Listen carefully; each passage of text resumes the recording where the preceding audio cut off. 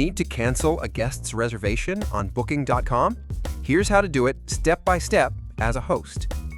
First, log in to your Booking.com extranet using your browser.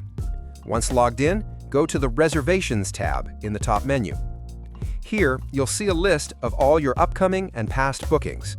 Find the reservation you want to cancel and click on it to open the full details.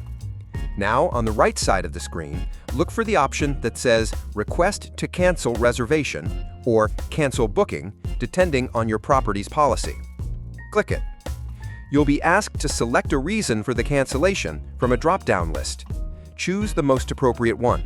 For example, property unavailable, overbooking, or guest requested cancellation. Click Continue to proceed.